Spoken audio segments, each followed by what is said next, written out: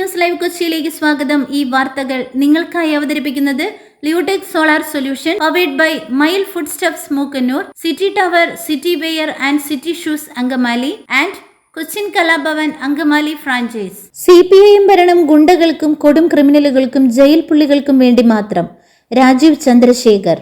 CPIM ഭരണം ഗുണ്ടകൾക്കും കൊടും ക്രിമിനലുകൾക്കും jail പുള്ളികൾക്കും വേണ്ടി മാത്രമായി മാറിയെന്ന് BJP സംസ്ഥാന പ്രസിഡന്റ് രാജീവ് ചന്ദ്രശേഖർ.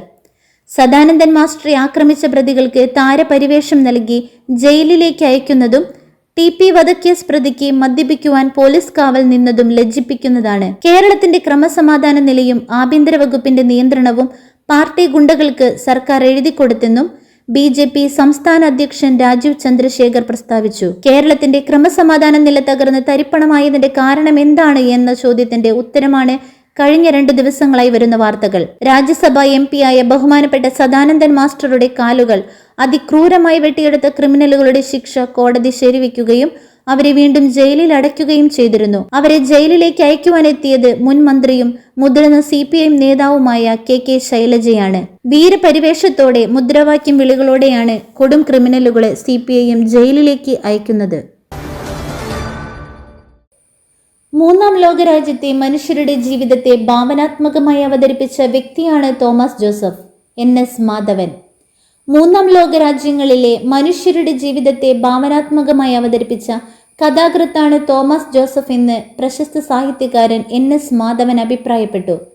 ചാവറ കൾച്ചറൽ സെന്ററിൽ അത്ഭുത സമസ്യ തോമസ് ജോസഫ് കഥാജീവിതം എന്ന പുസ്തകം പ്രകാശനം ചെയ്ത് സംസാരിക്കുകയായിരുന്നു അദ്ദേഹം. TM എബ്രഹാം അധ്യക്ഷത വഹിച്ച ചടങ്ങിൽ Chavara cultural centre director father Anil Philip CMI മുഖ്യാതിഥിയായിരുന്നു. പുസ്തകത്തിന്റെ ആദ്യ കോപ്പി തോമസ് ജോസഫിന്റെ ഭാര്യ റോസലി ജോസഫ് സ്വീകരിച്ചു. PF Mathews, George Joseph K, Venu V Desam, Socrates Valath, AJ Thomas, CK Hassan Koya, KN Shaji എന്നിവർ പ്രസംഗിച്ചു. CPIM നേതാവും മുൻ MLAയുമായ M നാരായണൻ അന്തരിച്ചു. CPI നേതാവും മുൻ ഹോസ്ദുർഗ് MLAയുമായ M നാരായണൻ അന്തരിച്ചു. കോഴിക്കോട് മെഡിക്കൽ കോളേജ് ആശുപത്രിയിൽ ചികിത്സയിലിരിക്കെയാണ് അന്ത്യം.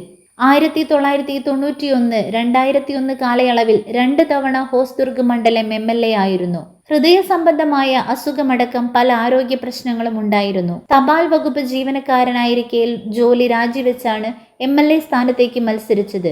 2014 മുതൽ 2019 വരെ ബേഡകം ഡിവിഷനിൽ ജില്ലാ പഞ്ചായത്ത് അംഗമായിരുന്നു. CPI ജില്ലാ കൗൺസിൽ അംഗം, CPI കാഞ്ഞങ്ങാട് മണ്ഡലം സെക്രട്ടറി, കർഷക തൊഴിലാളി ഫെഡറേഷൻ സംസ്ഥാന സെക്രട്ടറി, ആദിവാസി മഹാസഭ സംസ്ഥാന സെക്രട്ടറി, BKMU ജില്ലാ പ്രസിഡന്റ് തുടങ്ങി വിവിധ നിലകളിൽ അദ്ദേഹം പ്രവർത്തിച്ചിട്ടുണ്ട്. വേണ്ടപ്പെട്ടയാളുകൾ കാലുവെട്ടിയാലും തലവെട്ടിയാലും അവരുടെ കൂടെയാണ്. VD സതീശൻ. BJP നേതാവ് C സദാനന്ദന്റെ കാലുവെട്ടിയ കേസിലെ പ്രതികൾക്ക് ജയിലിലേക്ക് യാത്രയയപ്പ് നൽകിയതിനെ ന്യായീകരിച്ച മട്ടന്നൂർ MLAയും CPIM കേന്ദ്ര കമ്മിറ്റി അംഗവുമായ KK ശൈലജയ്ക്കെതിരെ പ്രതിപക്ഷ നേതാവ് VD സതീശൻ. പ്രതികൾക്ക് യാത്രയയപ്പ് നൽകിയത് തെറ്റായ സന്ദേശമാണെന്നും ജയിലിലെ ഭക്ഷണത്തിന്റെ മെനു വരെ തീരുമാനിക്കുന്നത് തടവുപുള്ളികളാണെന്നും പ്രതിപക്ഷ നേതാവ് പറഞ്ഞു. വേണ്ടപ്പെട്ടയാളുകൾ കാലുവെട്ടിയാലും കൈവെട്ടിയാലും തലവെട്ടിയാലും അവരുടെ കൂടെയാണ്. അവർ സമ്മതിച്ചു. അത് എന്തൊരു പാർട്ടിയാണിത്? ഇവരൊക്കെ പഠിപ്പിച്ച കുട്ടികളെ ഓർത്തിട്ടാണ് എനിക്ക് സങ്കടം വരുന്നത്. ഒരു അധ്യാപിക എന്ന നിലയിൽ, ജനപ്രതിനിധി എന്ന നിലയിൽ ഒരിക്കലും പോകാൻ പാടില്ല. ഒരാളുടെ കാലുവെട്ടിയ കേസാണ്. ആരുടെയും ആയിക്കോട്ടെ, പ്രതികൾ ജയിലിൽ പോകുമ്പോൾ സങ്കടത്തിൽ യാത്രയക്കുകയാണ്. ദുബായിൽ ജോലിക്ക് പോകുന്നത് പോലെ, അദ്ദേഹം പറഞ്ഞു. പ്രതികൾ അങ്ങനൊരു പ്രവർത്തനത്തിൽ ഏർപ്പെടുന്നവരല്ലെന്നും മാന്യമായ ജീവിതം നയിക്കുന്നവരെന്നുമാണ് KK ശൈലജ പറഞ്ഞത്. TP ചന്ദ്രശേഖരനെ കൊന്നവർക്ക് ജയിലിൽ സുഖ സൗകര്യങ്ങളാണെന്നും VD സതീശൻ പറഞ്ഞു. പുട്ടു രുചികരമാവണമെങ്കിൽ മയിലിന്റെ പുട്ടുപൊടി തന്നെ വേണം. അതിന് ചെമ്പാപ്പുട്ടാണെങ്കിലും അങ്ങനെ തന്നെ. മയിൽ റൈസ് ആൻഡ് ഫുഡ് പ്രൊഡക്ട്സ്, ശ്രേഷ്ഠം സമ്പുഷ്ടം. സർക്കാർ സ്കൂളിലേക്ക് വരൂ, ഉച്ചഭക്ഷണത്തിന്റെ മെനുവും രുചിയും അറിയാം. കുഞ്ചാക്കോ ബോബനെ ക്ഷണിച്ച് വിദ്യാഭ്യാസ മന്ത്രി. നടൻ കുഞ്ചാക്കോ ബോബനെ ഉച്ചഭക്ഷണം കഴിക്കുവാൻ സർക്കാർ സ്കൂളിലേക്ക് ക്ഷണിച്ച് വിദ്യാഭ്യാസ മന്ത്രി V ശിവൻകുട്ടി.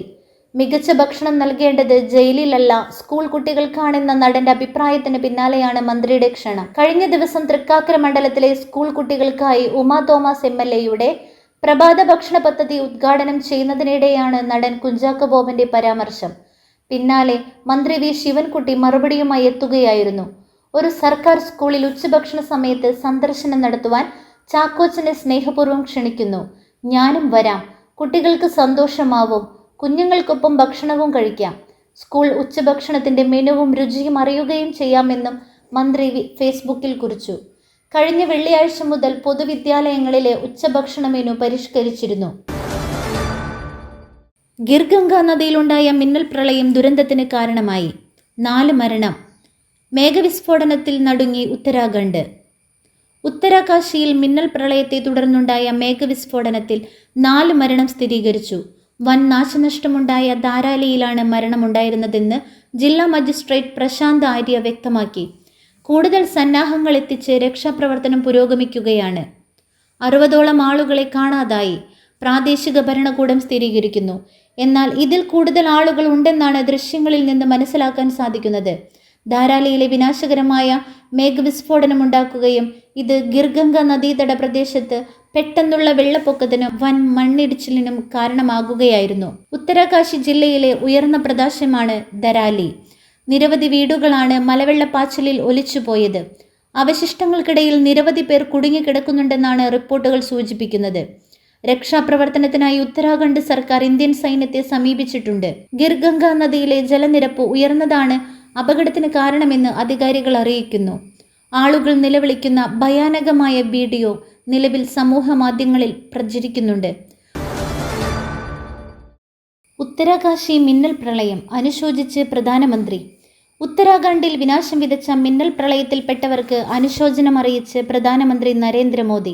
ഉത്തരാകാശിയിലെ ധാരാലിയിലുണ്ടായ ദുരന്തത്തിൽ ബാധിക്കപ്പെട്ടവർക്ക് അനുശോചനം അറിയിക്കുന്നുവെന്ന് പ്രധാനമന്ത്രി എക്സിൽ കുറിച്ചു.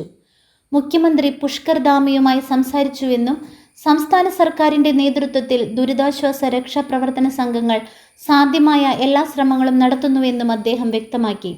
സ്ഥിതിഗതികൾ സംബന്ധിച്ച് പ്രധാനമന്ത്രി വിവരങ്ങൾ തേടിയിട്ടുണ്ട്.